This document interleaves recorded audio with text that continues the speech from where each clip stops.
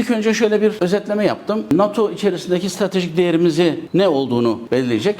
Coğrafi konumuz çok kıymetli. Asya ile Avrupa'yı bağlayan, Karadeniz'le Akdeniz'i bağlayan bir ülkeyiz. Hele hele şu son gelişmelerden sonra Orta Asya, Türkiye Cumhuriyetlerinin doğal gazlarının bizim üzerimizden TANAP projesiyle beraber Anadolu'dan geçmeye başlaması, Basra Körfezi'nin sıkışmasıyla beraber petrolün yönünün de bize doğru yönelmiş olması, karadan geçen tüm ticari intikallerin Asya'dan Avrupa'ya doğru Türkiye'den geçmesi, Türkiye'nin her geçen gün jeostratejik önemini artırıyor. Aynı zamanda Türkiye'nin askeri gücü Avrupa için çok kıymetli. Biraz evvel Hasan Hocam da söyledi. Avrupa Birliği'nin kendine ait bir ordusu yok. Türk Silahlı Kuvvetleri NATO'nun genel değerlendirmede 4. ordusu ama kara kuvvetlerinde 1. ordusuna sahip. Dolayısıyla NATO demek aslında Amerikan ordusu ve Türk ordusu demek. Son zamanlarda Amerika Birleşik Devletleri'nde Trump'ın da önderliğini yapmış olduğu ulusalcılar iktidarda ve ulusalcılar da NATO'dan çekilmeye kararlı. Mesela geçen hafta Trump bir karar aldı. NATO'yu yani Kuzey Atlantik'i koruyan bir uçak gemisi, bir de nükleer denizaltı, 4 destroyerden oluşan bir platformun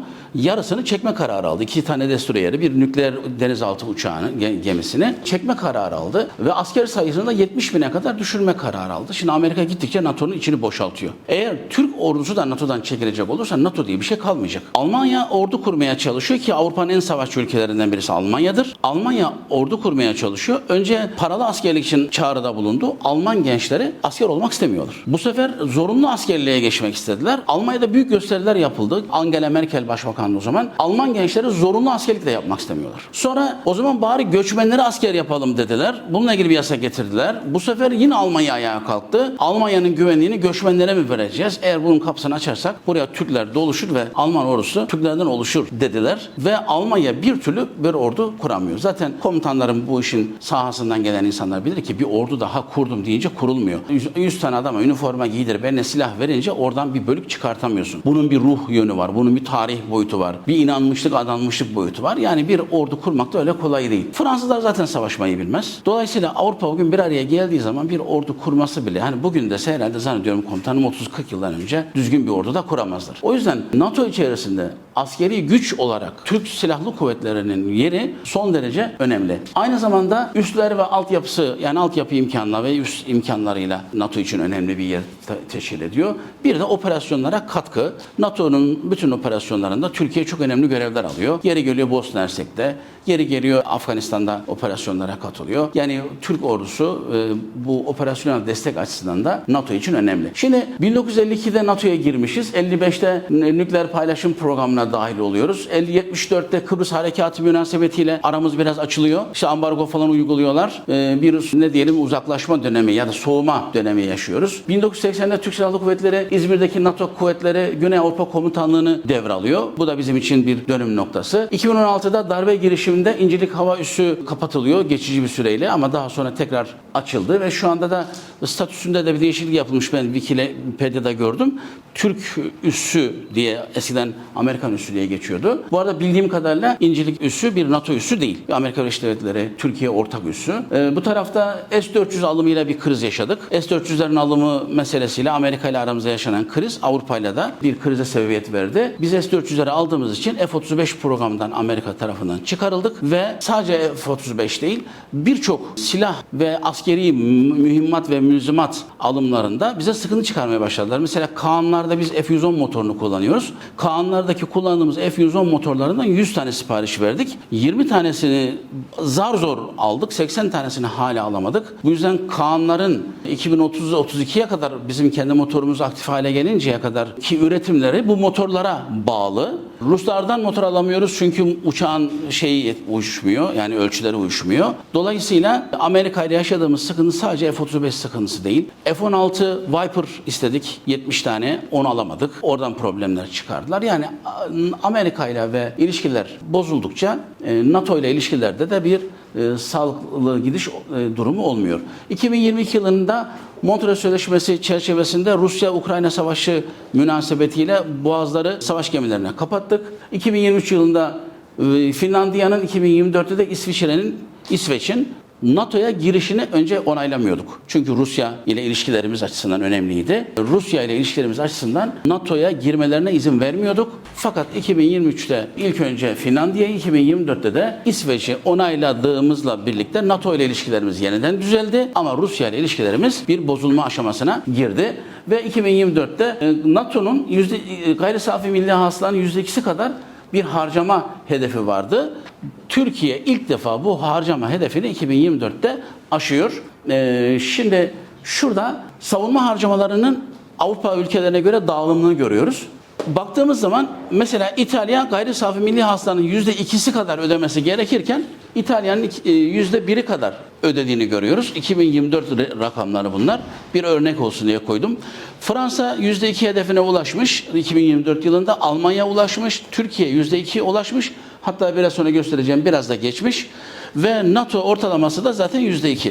ABD %3 yapmış, yani %2 ödemesi gerektiği halde, ve Polonya rekora koşuyor. Durmadan silahlanıyor çünkü Ukrayna-Rusya savaşından dolayı eğer Ukrayna devrilirse direkt Rusya Polonya'nın kapısına dayanacağı için Polonya uzun süredir yüksek bir silahlanma şeyine sahip. Şu bilgiyi ben Uğur Taraç'ın Paşam'dan aldım. NATO'nun içerisindeki, NATO tabii bir yandan silah alımı yapıyor, işte mühimmat alımı yapıyor ama bu alımlardan biz de bir pay alabiliriz. Bizim aldığımız pay 2.3. Yani %2.3. Aslında çok düşük. Onunla ilgili biz şu anda TESAM'da böyle bir strateji merkezi kuracağız ve iş adamlarını da bu yönde teşvik etmeye çalışıyoruz. Yani bu NATO alımlarıyla ilgili, üretimlerle ilgili teşvik etmeye çalışıyoruz. Şimdi şu üstte görmüş olduğumuz çizgi NATO'nun ortalaması, yani %2. Gayri safi milli hasılanın %2'si kadar verilecekti. Bu rakam %5'e çıkarılma kararı alındı. Önümüzdeki 10 yıl içerisinde rakam %5'e çıkacak. Şimdi Türkiye'nin gayri safi milli hasılası 2024 yılında, biraz sonra detaylı göstereceğim, 1.3 trilyon. Eğer %5 bandına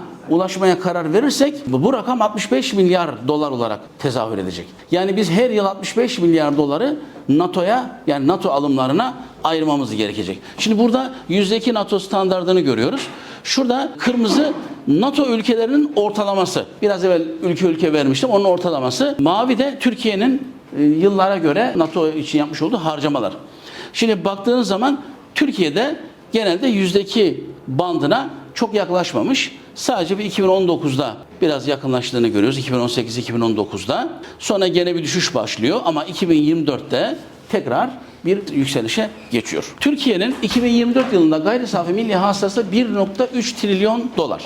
Türkiye'nin gayri safi milli hasılası 1.3 trilyon dolar eğer %5'e çıkarsa NATO ödemesi, bu rakam 65 milyar dolar olarak gerçekleşecek demektir. Önümüzdeki 10 yıl içinde. Tabii Türkiye'nin gayri safi milli yurt içi hasılası 2 trilyon dolara çıkarsa o zaman bizim ödeyeceğimiz rakam da 100 milyar dolara çıkmış olacak yıllık, senelik. Öte taraftan Türkiye bütçesi 2024 yılında, yani aynı yıl, Türkiye Cumhuriyeti Devleti'nin bütçesi, hazine bütçemiz 328 milyar dolara tekabül ediyor. Yani 10.7 trilyon TL 328 milyar dolara tekabül ediyor. Şimdi burada baktığımız zaman Türkiye'nin toplam savunma bütçesi, bu Savunma Bakanlığı bütçesi değil. Savunma Bakanlığı, Türk Silahlı Kuvvetleri çalışanların personeli bütçesi değil. Bu silah alımlarına NATO için ayırdığımız rakam 2024 yılında, yani sadece NATO değil, bütün hepsi dahil 19.4 milyar dolar. Yani NATO da buna dahil olmak üzere. Peki Savunma Bakanlığı'na ayırdığımız bütçe ne kadar? 441 milyar TL bütçede, dolar karşılığı ise 12,5 milyar dolar. Yani topladığınız zaman aşağı yukarı 32-33 milyar doları biz zaten savunma ve güvenliğe ayırıyoruz Türkiye Cumhuriyeti olarak. Türkiye'nin savunma bütçesinin %2, yani baktığınız zaman %2.09.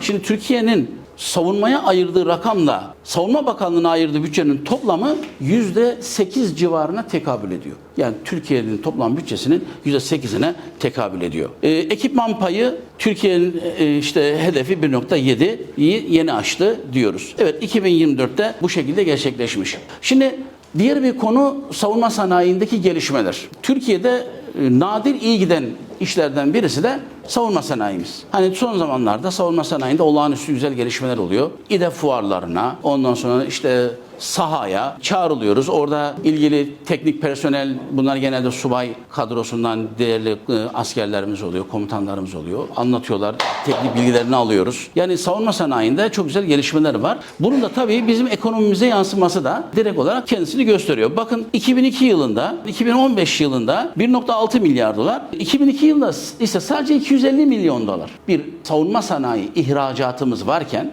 2002 yılında, 2015 yılında 1,6 milyar dolara ve nihayet 2024 yılında da 7,15 milyar dolara çıkmış ve ihracatta. Şimdi 7,15 milyar dolar ihracatımız var. 34 ülkeye ihracat yapıyoruz. Bunlardan 6 tanesi NATO'da müttefik ülkeler. Yani NATO'da bulunan müttefik ülkeler. 4 tanesi Avrupa Birliği ülkesi. NATO üyesi değil ama Avrupa Birliği üyesi. Küresel sıralamada biz 17. sıradaydık. Yani dünyaya silah satan 17 listedeki 17. ülkeydik. Ama 2023 ve 2024 yılındaki satışlarla birlikte Türkiye artık dünyanın en büyük 11. silah üreten ve satan, ihraç eden ülkesi haline gelmiştir. Şimdi bu neler satıyoruz mesela dünyaya? 7,15 milyar dolarlık ne satmışız dünyaya? En çok gördüğünüz gibi Baykar.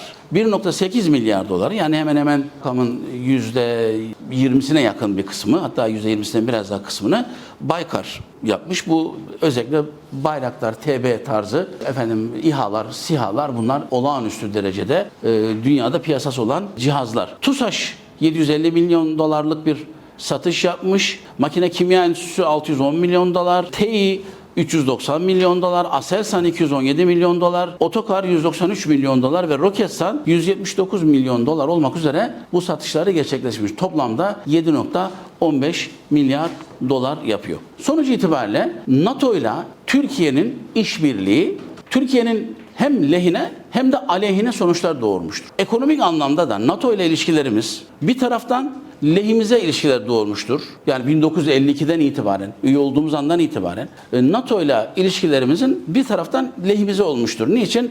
Avrupa ile beraber, Amerika Birleşik Devletleri ile beraber hareket ettiğimiz için Batı ile üniversitelerimizin entegrasyonu, ordumuzun, Türk Silahlı Kuvvetleri'nin batıdaki Amerika, İngiltere, Almanya, Fransa gibi ordularla entegrasyonu, NATO ile entegrasyonu, batıdaki üretilen silahların F-16 başta olmak üzere bir kısım silahın, mühimmatın Türkiye'ye gelmesi, önce satın alınarak gelmesi, sonra bunun kopyalanarak yapılması, F-16'ların patentinin alınması, F-16'ların üretiminin başlaması gibi konular Türkiye'nin hem savunma sanayinin hem de Türk Silahlı Kuvvetleri'nin gelişmesine etkide bulunmuş. Aynı zamanda Türkiye ekonomisinin gelişmesine de katkıda bulunmuştur. Çünkü Avrupa ile müttefik olduğumuz için ticari ilişkilerimiz gelişmiş. Şu anda Avrupa'dan yapılan ihracatın ve ithalatın ortalama %40'ı Avrupa'dan yapılmaktadır. Yani Türk iş adamı sattığı malın %40'ını aşağı yukarı Avrupa'ya yapmakta. Türk iş adamı Avrupa'dan aldığı ham maddenin ve ithal ettiği malın da %40'ına yakınını Avrupa'dan almaktadır. Dolayısıyla NATO ile ve Avrupa ile birlikte hareket etmemizin bize bu gibi avantajları olmuştur. Ama bir de dezavantajları olmuştur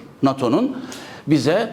Mesela biz Gazi Mustafa Kemal Atatürk zamanında, Allah rahmet eylesin, uçağını yapan, dünyaya uçak satan bir ülkeydik. En son Hollanda'ya 55 tane uçak satmışız. Yerli sanayimizi, yerli savunma sanayimizi ta o zamandan çok önemli temeller atılmış. Ama NATO'ya girdikten sonra da öyle ya da böyle, NATO mu söyledi bize bunları üretmeyin diye, yoksa biz kendi kendimize mi yaptık? Yani burada da ciddi bir yerli ve milli savunma sanayinin duraklamasında ve yerli sanayinin gelişmesini yavaşlamasında da etkileri olduğunu düşünüyorum. Sonuç itibariyle NATO'nun çok yönlü değerlendirilmesi önemlidir. Ekonomik değerlendirme de bunun önemli parçalarından birisidir diye düşünüyorum. Diyecekse de iyi bir fizibilite yaptıktan sonra, iyi bir planlama yaptıktan sonra devam etmelidir diye düşünüyorum. Komutanım bir ara şöyle demişti: hiç olmazsa NATO'nun şerrinden korunmak için NATO'nun içinde kalmalıyız demişti. Onunla da bitirmek istiyorum. Teşekkür ederim.